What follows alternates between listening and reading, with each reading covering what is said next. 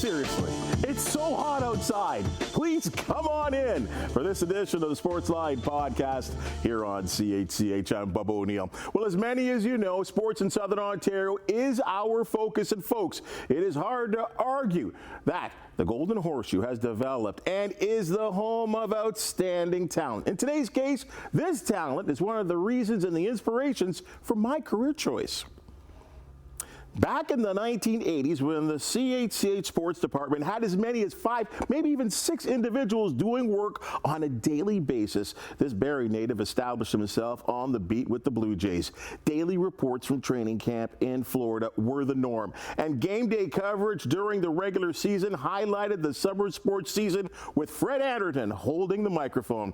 Years retired, he's busy as the chief executive with videobio.ca. He's married to the most beautiful woman in the world, and he's still watching those Blue Jays, painful as it is, with the Beach Boys playing in the background. Like, this is awesome. Like, I'm having great shows. I've had great guests, and I get to have Fred Anderton here on my podcast to talk about the good old days. And I'm glad you're here, Fred. Thank you. Well, you know, I have to thank you, Bubba, because I grew up watching CHCH, and Thursday nights was hockey night from the Forum, as you know, and Norm Marshall did the games, and we used to have a rink down the road, a friend of ours.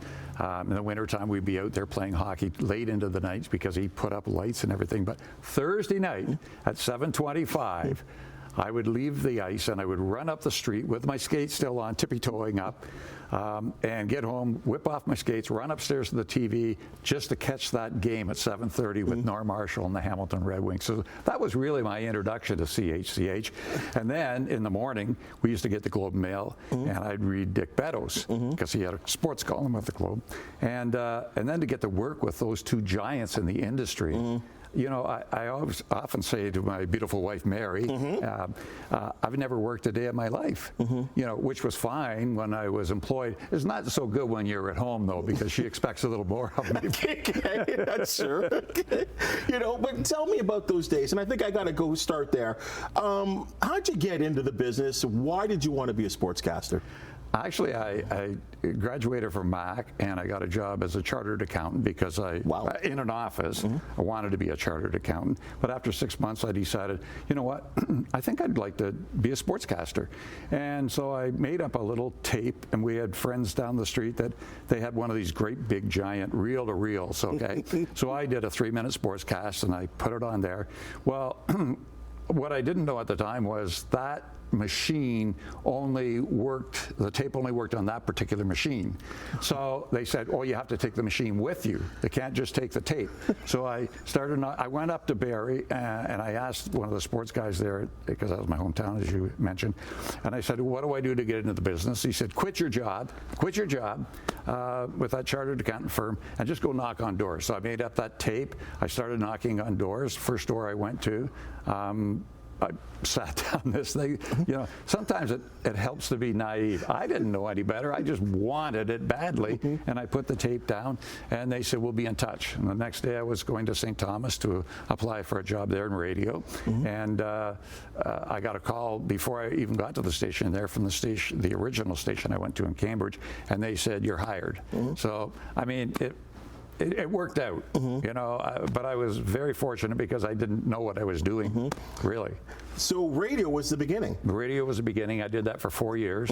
And then I got an opportunity. They were looking for people. Global had a thing back then where they got people in local radio stations to go out and do stories. And so I got to do stories in the Cambridge area. It started out, and it just spread all over Southern Ontario. And then when CH was looking for people, I took some of the stories I had done at Global, and I wasn't really working for Global. It was just a freelance kind of thing, but they sent out a really good cameraman, a good producer. So that's how I learned the craft, because TV is different than radio, as you know. Absolutely. And when I came to CH, Dick Gray was the news director, and he said, Fred, don't have any openings now, but the first one we get, I'm going to call you. And a couple of weeks later, they promoted 3 reporters to be assistant news directors, and that's how I got in the door. So amazing! It wasn't even a month. No, everything's just, I don't know, it just fell into place. Beautiful. I mean, can you describe to our viewers and listeners, obviously here on this podcast, what? And I tried to do a little bit of it. You would know better than I. What was CHCH like back in those days?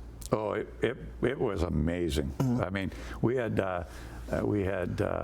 Dick Beddoes and Sherrington, and they would just say whatever they felt was on their mind. They didn't care about anything else. And I remember one night, because Dick had his own show, the Dick Beddoes show, and one night he was going to have Grapes on.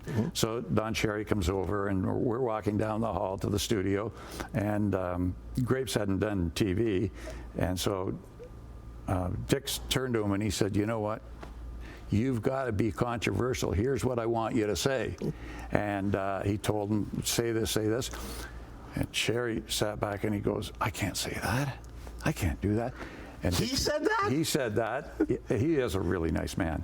And he said, but anyway, Beddoes said to him, "If you want to make it in this business, you got to be controversial."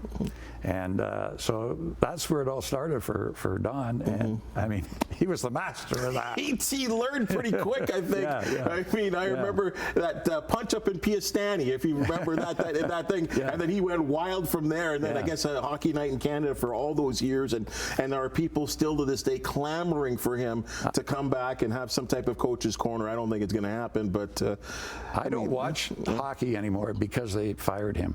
Wow. I mean, I watched 2 hockey games since then, and I watched the 3rd period of the Oilers game the other night. But that's all I've watched, and it's only because I thought, what an injustice. That guy, I remember we'd be at Maple Leaf Gardens, and in between periods, you would stand up, and all the guys in the press box would get up, and we'd look to see what Cherry was going to say. They still do it. Not anymore, but up till when my days going there, absolutely. Which, I mean, I stopped going to Leaf games for work purposes, but less than 10 years ago, and that's what everyone did after the first period. And what a nice man Don Cherry is. I just have so much admiration for him. He told it like it was, and they should have never fired him. Well, we are in a society sometimes where you just can't do exactly that anymore, and that's, I guess, that's kind of the. And if there is anything to say, maybe Don didn't understand that, times did change a little bit, and the things you could say back at that time, you just can't say anymore. I think that's for all of us right now as we grow up. Okay, baseball's your thing. That's your jam. How'd you get into that? Actually, I was hired for news, and I did that for a few months, and then one night, Dick Beddoes and Stan Keys and I went out after work, and I always talked to Dick about sports. Every day I would talk to him about sports because I love sports, and talk to him about baseball and everything. And so we went out after work, and we were having a coffee, and Dick turned to Stan and said, "On Monday, Fred's going to be in the sports department." He didn't tell me. I didn't know. Anyway, a month later, I was on my way to cover the Blue Jays in spring training. So I thought, wow, this is pretty good. So again, it just fell into place. And I guess it would have been Dunedin still at that time? Oh, yeah. Yep. What was that like? Because, I mean, to get at that time, and what era? We're talking about early 1980s at this point, right? Yeah. So, to get daily reports from Dunedin, it's not like now, and you just put it up in a thing, or it's there in 6 seconds. It was a whole process back then, right? Oh, it was brutal. So we couldn't even play back our interviews. So we do the interviews, and but we couldn't see them. We didn't have the technology to do it. So I used to carry a little microphone with me. So we'd be sitting down and interviewing someone, George Bell or whomever, and they would talk, and I'd go back, and Jerry Boylo was the cameraman. We'd go back, and we try to do 3 stories in a day because we had to drive to the airport and then fly back the tape, and I would put notes like, put this shot there, and all. That's how we did it. So there were many nights, because we were trying to do 3 stories early as soon as we got there. I'd work till 7:30, 8:30, 9:30 sometimes at night. Jerry was such a nice guy. He never once said to me, Fred, when are we going for supper? You know, and I still remember that. It was just wonderful. Yeah, those were unbelievable years for the Blue Jays, where they were, and you got to enjoy championship years. Well, best part of it. I'm sure it started out slow, but they just got better. They kept tasting it a little bit. Yeah. And in '85, they almost got there and didn't make it. Kansas City. Out. Yeah, they brought in George Brett. Yeah, I love George Brett. Oh, he was an amazing ball player. One of my favorites, and one of the reasons I like him is because he's so honest.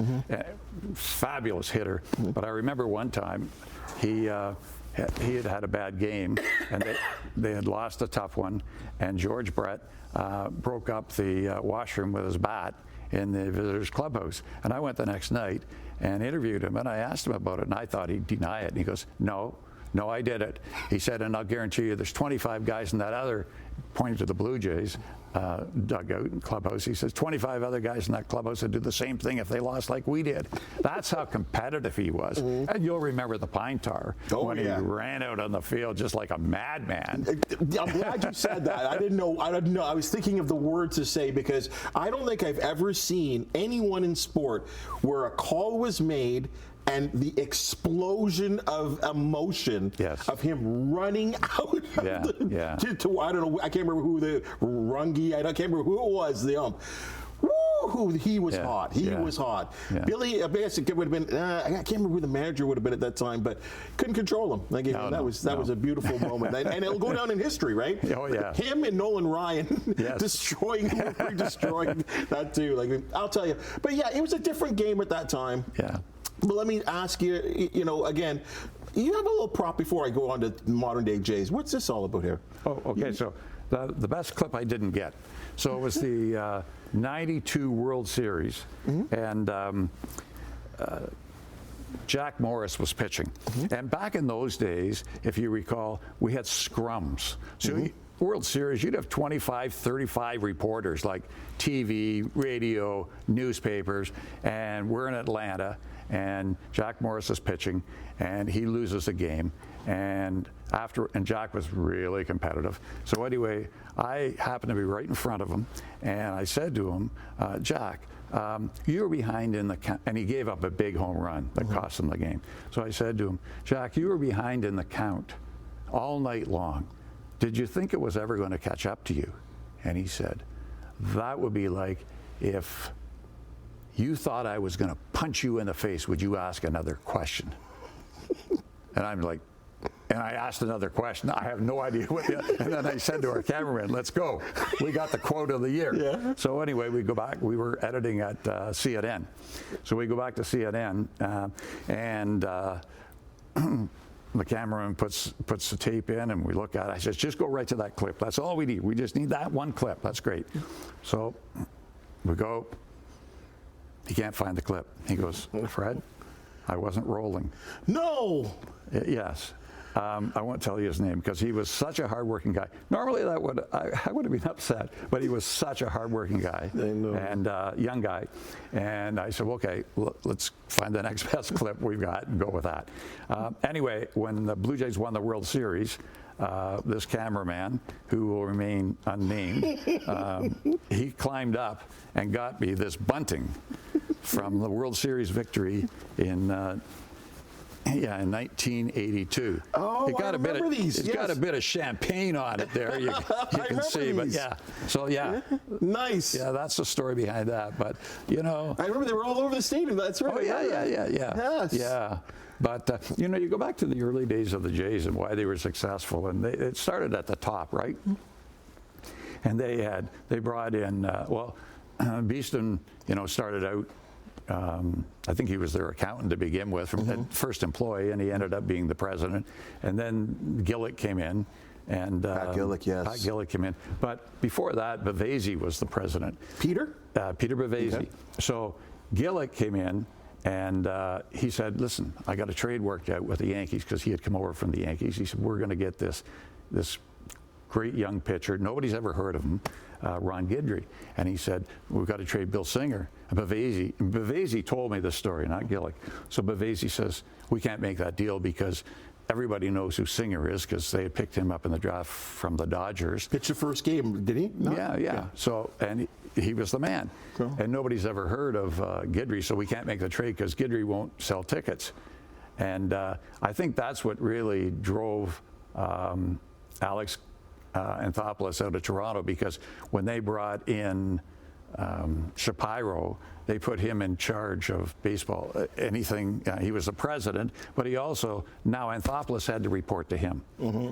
This is where everything went downhill, because Anthopoulos was brilliant, but he didn't want to make a trade and then have to go to Shapiro and say, can we make this trade? And then he gets Bavasi'd, so he left. Since he left, he's won 7 championship series. He won the World Series. Atlanta's up here.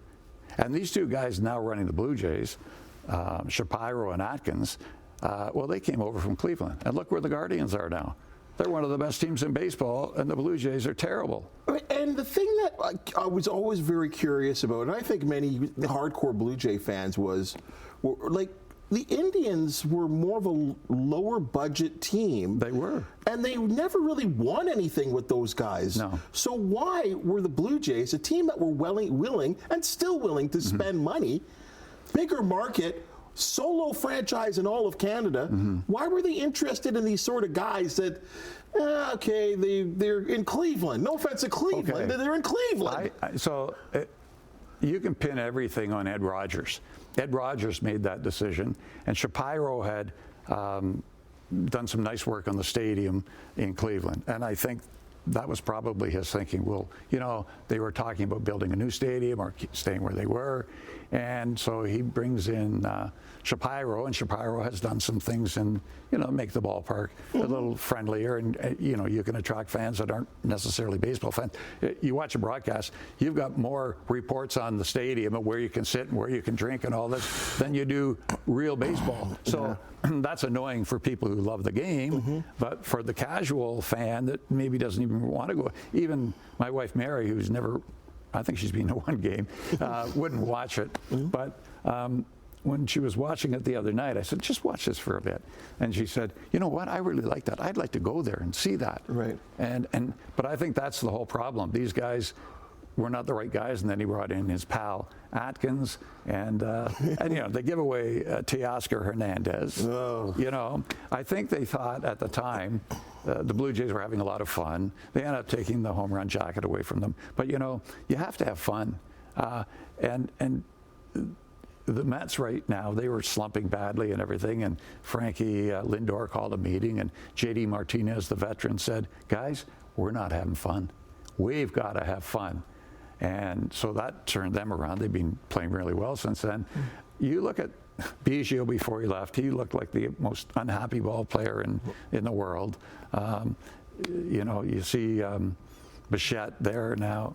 I didn't even see him in last night's game. He's injured. I know he's injured, but he's sitting there and he just looks so, Well, I'm concerned right now the way the Blue Jays are losing games right now. And they just got coming off a sweep of the Red Sox. Yeah. They're first. Amazing, as poor as they've been this season, this is the first time they've been swept all year long. There's a division, and I'm sure it will take some very strong locker room people to make sure that the locker room stays whole. Right. But you have got a pitching staff that's working real hard, and they're not great every night, but they're good most nights. Right. They're not getting run support. No. I mean, they can't score even in the first run when your best hitters are up. What was that, 30 consecutive games where they can't score a run in the first inning? Right? That's a problem. The runners in scoring position, just in last night's game alone, I believe was 1 for 18.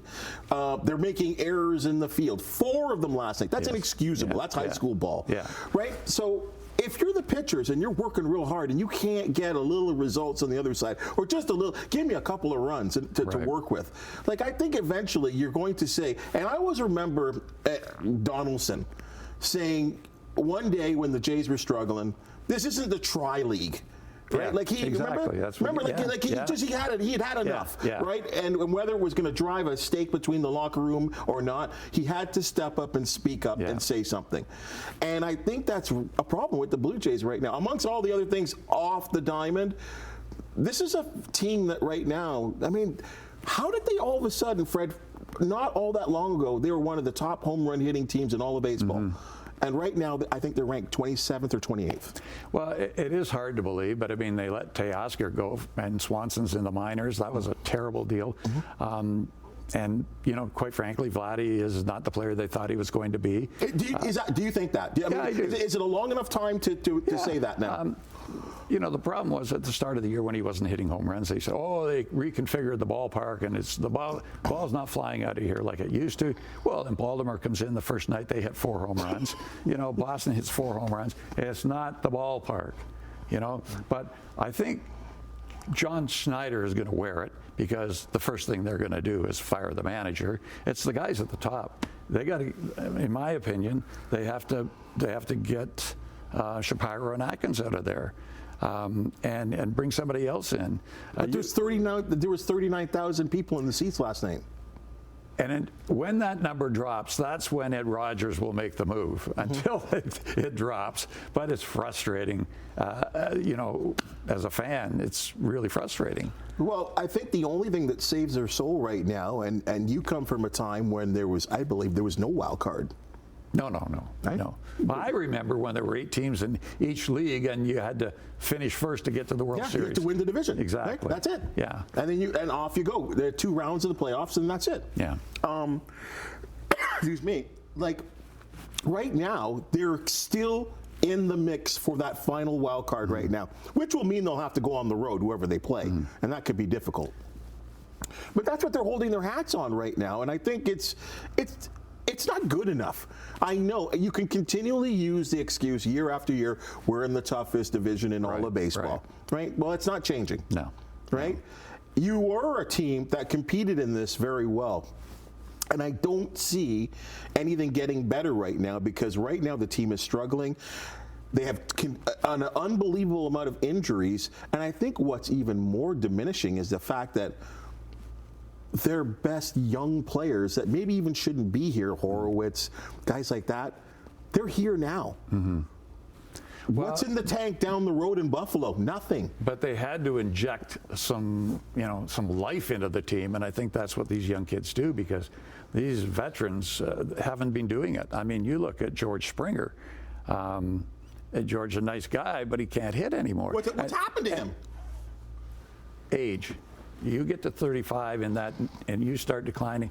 But the other thing they did, too, is they brought back Kiermaier. Now, I don't know if you remember this, but late in the season last year, about 2 weeks ago, I think they were in New York, and somebody interviewed him because he was coming up for free agency at the end of the season. And he said, well, I want to stay in the American League East. I definitely want to stay in the American League East, but I only want to play where there's grass. So, in other words, he wants to play in Boston. He wants to play for the Yankees or the Orioles. He doesn't want to play in Tampa. He doesn't want to play for the Blue Jays. And they go out and they re-sign this guy after none of those other teams wanted him. Like, come on. He makes a throw last night. I don't know if you saw it. It was 20 feet up the line. Yeah. Like, and he's great in center field. You could put, you gave up a lot. He was. Yeah, but you could put Varsho in center field. Yeah. And you got to get. I mean, they gave some good players away to get Varsho, so put him in center field. And they don't steal bases. They don't run. They're doing a bit of hit and run now with IKF, which I like to see. But you look at Boston. They never used to be a team that did much. Now they're running wild on the bases. They were. And you got to get some athletes in there that can do those kinds of things.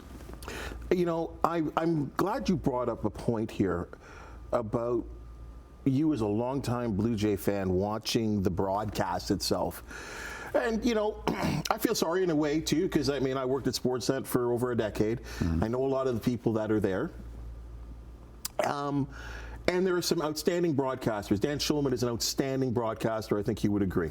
Well, I think Buck is it's funny. Buck is getting into a point now where he can't hold back. He's saying it as it is right now. But because of the things they have to sell in the broadcast, right? Yeah. Like it's real tough for the Sportsnet crew. Even when they go to the show later, like they're Rogers. They're all in the family. Yeah. Like it's real hard to kind of criticize or be real with your feelings, don't you think? Absolutely. But we've been spoiled. We had Gillick, we had Anthopoulos, We've got Dan Schulman. We had Jerry Howarth, who was amazing. But getting around to the point that you were making, when Jerry was broadcasting a game, he made the comment, and Jerry is like one of my best friends. When I started my first day at the ballpark, Jerry came over, introduced himself, said, if you need to interview anybody on the other team, you don't know who to talk to the catcher, because they can always talk and they know the game. But one time Jerry wouldn't say anything bad about a player unless he said it directly to his face. That was his the way he operated. So if he said it on the air, he would have no trouble saying it to the player. Well, one night he made the comment about Jose Reyes, and he said the Blue Jays cannot win with Jose Reyes at shortstop. Well, he gets called into Beeston's office, and Paul says to him, Jerry, it's Paul's birthday, by the way, today, and a great guy. Well, happy birthday. Yeah, happy birthday. So anyway, he says, Jerry, I'm not going to fire you, but you have to be careful what you say about the players. So Jerry was down on the field, and Alex Anthopoulos comes over to him, and Alex and Jerry are just wonderful friends. And Alex said to him, the reason that we're concerned about what you said about Jose is we're trying to trade him. Oh. And they did, and then they got Troy Tulowitzki, who was a good player but had injuries, But well, and it sparked an amazing run, though, right? Exactly. Wasn't it amazing? It was so much fun. Yeah. The Jays hadn't been to the playoffs, I think, for 2 decades, and and then all of a sudden, David Price, who had been a thorn in the Blue Jays side for basically a decade, he came in there, one of the best regular season pitchers of all time, and it was just a fun time. Everyone started buying jerseys all over again. The ballpark, and I've always said this too. I know they've done all these improvements to the ballpark, and I haven't been there yet on a fan basis. I've been there from a media perspective, but. Everyone I know that's been there said, Bubs, it's way better. Like, it's way better. Yeah. The seating is better. It's more comfortable, more room, all of it. Right. But you would attest, back in those days when it was a bigger facility, when you put 51,000 in there, when the place was full, it was fun. It was. And I can remember sitting in the press box and saying one night, they got 51,000 fans here, but I said, when this team starts to go south, they're not going to come out. They had such a great team. And that was Pat Gillick. I mean, the guy was a genius. He's a Hall of Fame guy. And Anthopoulos will be in the Hall of Fame one day. And you know what? Anthopoulos is a Canadian. McMaster student. Exactly. And he should be here. If he were here, it would be a different story that we're talking about today, I guarantee you. Is there hope? Like, is there anyone when you look at the team that you say, I like, there's a good building block here? Some of these young kids I really like. But, it takes time. We've seen it this year.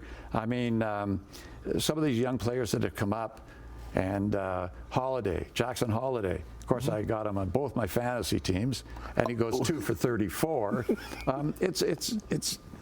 They don't, even Willie Mays, I think he started like 1 for 21 or something like this.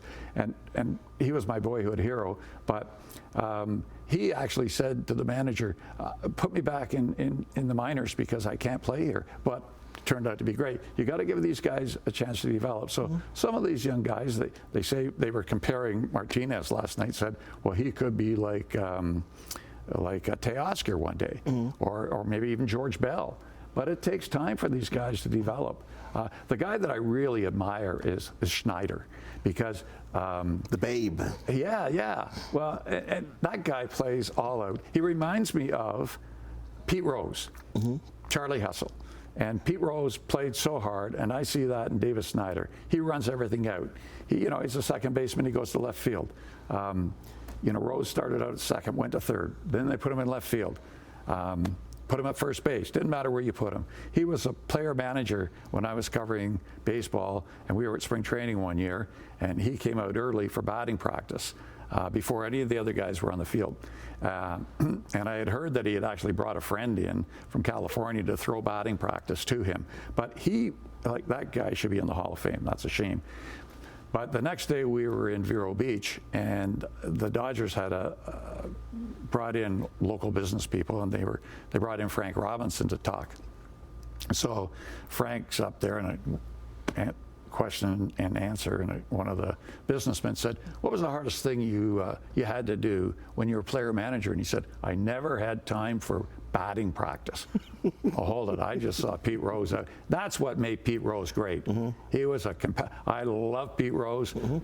That's the kind of guy you want. Yep. Not enough of those guys, and and if I may, because you've seen various decades of baseball and players. You're aging me now. Well, no, but I'm doing this out of respect, actually.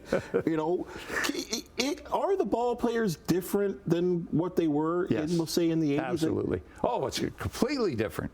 Back in the day, and I think Steve Garvey said this to me one day. He said, players of my era, we play for the name on the front of our jersey. And today's players play for the name on the back of their jersey, play for themselves. And I don't know if this bothers you, but it bothers me when a guy slides into second base and he's out and the shortstop reaches out to pick him up off the ground. Back in the day, you couldn't even talk to the opponents before a game. That was called fraternizing, and there was none of that. These guys, they're all union buds, and it just drives me. And here's the other thing. I see your first baseman. He's out there, Guerrero, and he's talking to everybody. Well, he can't even do an interview in English. He was born in Montreal. His dad played in Montreal. His dad played in L.A. What is, like, these guys, to me, he's pampered. And that bothers me, Barrios can't speak English very well. He's broken English. Even if he has the worst game of his career, he answers every question after the game. He does. In English. He tries. It's slow, but he's trying. But he does it. He's trying. That's part of your job.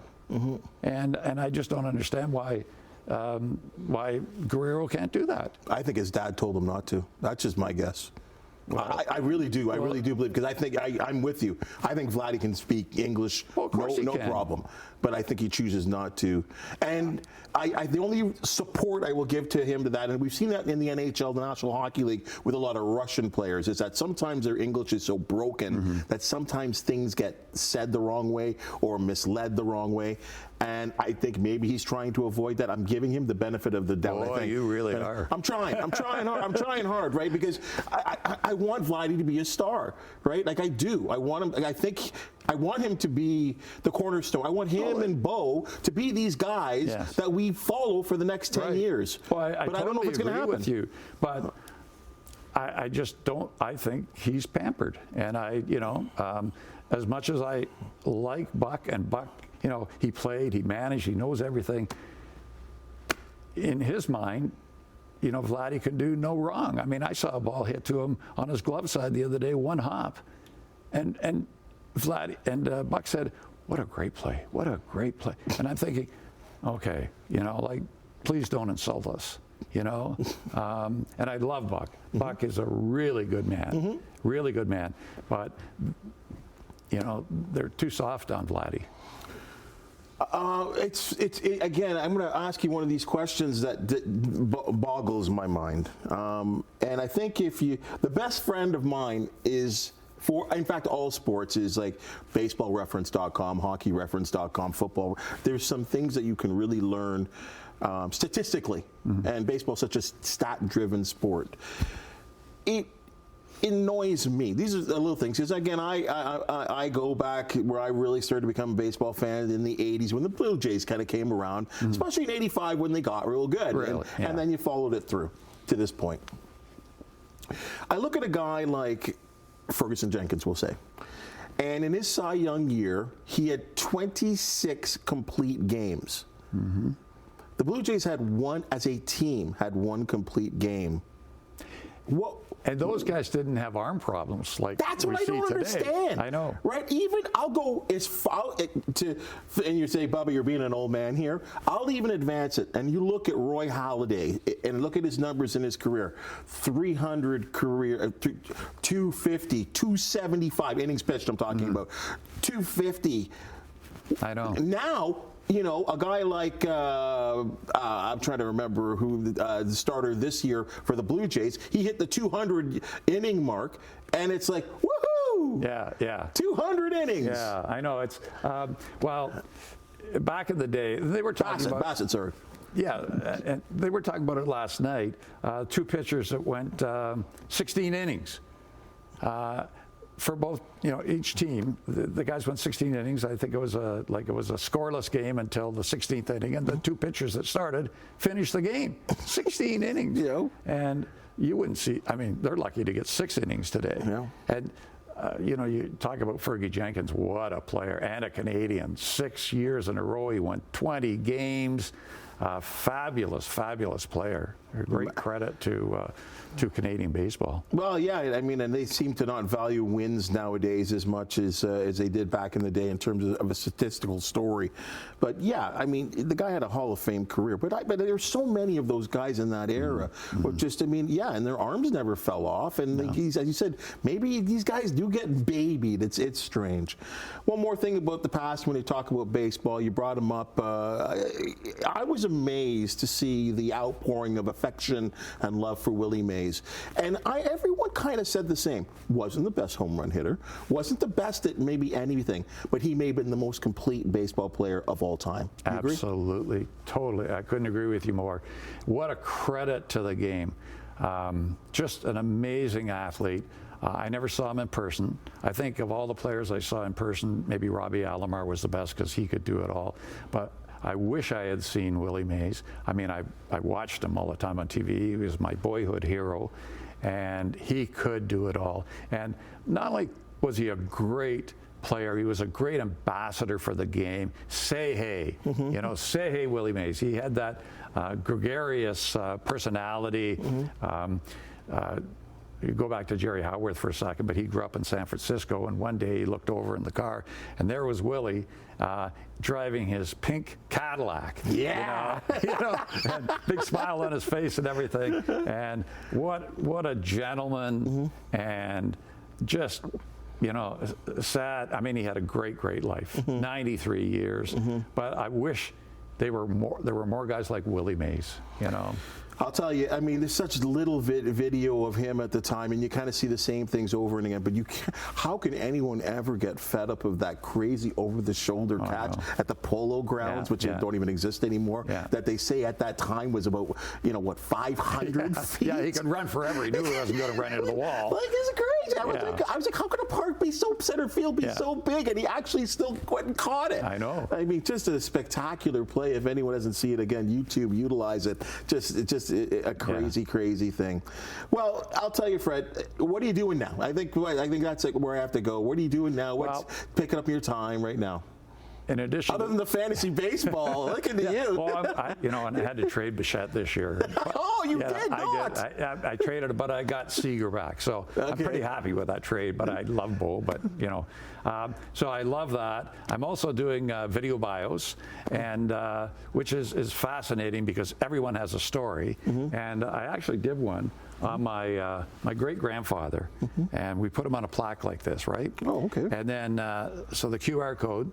So I'm going to put this on my great grandfather's tombstone, and if you scan that QR code, his video will play. So anybody that goes there, so that's what we've been doing lately, and I didn't know much about him, of course, but he owned a brewery, which I guess explains why I like beer, not wine. Look at that. So it was James Franklin Anderton, and like I said, everybody has a story, and you take some old VHS tape you digitize everything from the past, and with AI, you can make some pretty wonderful stories, even from the past. So that's the good use of AI. Exactly. But I remember when we did this, we put in James Franklin Anderton, Barry Brewer, and so I work with the people at Hills. You know them they're great. So anyway, John Luff, the editor, says, let's just run it through AI and see what we come up with. He goes to the other room, gets it, brings it out, shows it to me. It's a whole page on my great-grandfather. Wow. It wasn't fictional, but there were some pretty good lines in there that I could use. Spectacular. Yeah, I mean,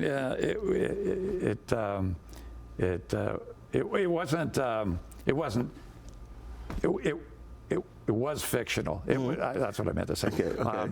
You know, it wasn't the truth. It wasn't, but they just made up this whole story with. That's all they had to work with, and it was like a whole full page full of stuff. Wow. So, you know, you got to be careful what you're going to use. For sure. You know, and there are some good things about it, but clearly there's some dangerous How can people things. contact you with this? Because that's important. Yeah. People, this is going to make a great gift or all kinds of stuff. Yeah, well, thank you. So it's videobio.ca, and you know, my email address is fanderton at gmail.com, and I'd be happy to talk to anyone that wants to preserve a legacy. You know, my dad was one of the nicest guys in the world. Everybody liked my dad, and I would pay anything to be able to sit down and watch a video of him talk. You know, just to see his philosophy of life. He taught Dale Carnegie the 3 C's: never criticize, condemn, or complain. I never heard my dad criticize, condemn, or complain, and he lived to be 90. But I would love to be able to sit down and be reminded of some of those things. So that's kind of what we're doing. Quite a legacy, quite a legacy. You know, Fred, I got to say this. As I said off the top, one of the reasons I do what I do is because of you. And when Paul Hendrick was in here too, I'm going to have to repeat the same story because it's so special to me and so important to me. I came in, I was in grade 12, you know, you get those career days, right? Yeah. And I always wanted to be one of two things my whole life, an air traffic controlman or a sportscaster. And my parents did not want me to be an air traffic controlman at that time, not quite the computers and technology like we have now. And, you know, there was a high suicide rate, and they're like, don't do it. You know what you do? I love planes, so. Yeah. But sports was always at the core, you know, because of my dad. And I obviously, I think I made the right choice. But one of the reasons was I came into CHCH in the old building, which does not exist any longer, sadly in some ways. And we went to this TV station. This was a couple other people wanted to be in TV, and we got toured of the old CHCH facility, and I could care less about all the other stuff. I wanted to see the sports department, right? And going up, because you guys were in the old building, the old part of the new building at Hunter at that time, and walked up the stairs, and there were you and I'm trying to remember, like, Welchie was there, you were there, Henny was there, I think Boyle was there, Tim, younger Boyle was there, and all these stacks of tapes. And I always remember, because Henny had this, not a computer, sorry, he had a typewriter in front of him. Yes. Ping, ping, ping, ping, ping, ping, ping, ping, ping. Yeah. And I was like, and you guys were talking sports, and then you're like, hey, you know, congratulations, you know, whatever, but this is what we do, and we ask you a couple questions, and it was such a motivation for me. But what I would not know is that years later, you, out of the kindness of your heart, sent a letter to a mutual friend of ours, Steve Foxcroft, who was sitting in this seat one day ago, oddly enough, and you said, you got to get Bubba to give me a demo tape. And, you know, can you imagine me again? And I had just finished school, or I think I was just in my last year of school, and what a high it was. And you got me on that process of, you know, putting together a demo tape and out there and applying for jobs and stuff like that. So I thank you for that. Wow. It's important to me, and you have no idea. I think we talk about the pay it forward thing, and you never know when someone's in that position and someone's trying to come up, what a motivation it can be for you. Well, I appreciate that. And you and Steve were great on cable. And I remember seeing you, and you did some great things. There was the Aldershot High School team that you were saying some pretty critical things of, and they invited you. You said, well, I'll get you guys in shape. And they I think 4 or 5 of them ran at you and tried to tackle you. The Bubba workout. Yes. And the other thing that I remember, and I hope you bring this back, it was called Bubba's Beef. And this big slab of beef came down over your shoulder, and then you could pontificate about whatever you wanted to say. Yeah. And I think we need more of that. Yeah. I mean, that was classic. And as I said, you and Steve were community. And so many people watched that, even though it was on cable. But I remember Bubba's Beef, and I thought, this guy's got something. So, you know, I'm glad you ended up here and continue to do a wonderful job for the community. Well, it's a special feeling, and Fred, you got a lot to do with it, and I owe a lot to people like yourself. So thank you very much. It was awesome having you here, talking about the Blue Jays. My pleasure. Thank you. And I appreciate your candor, your honesty, and some of the good old stories as well too. Come back again? Oh, absolutely. All right. Thanks, yes, partner. my friend. All right. Okay, thank you. That's your Sportsline Podcast for the day. And as you've just seen and heard, we love talking sports. If you do know of an athlete, team, or event to promote the Sportsline Podcast, we want to hear from you. Please hit the thumbs up, like, and subscribe button. And if you do have something to say, please comment. It's important to us. For the wonderful people that make the Sportsline Podcast possible, thank you so very much. And we'll see you tomorrow.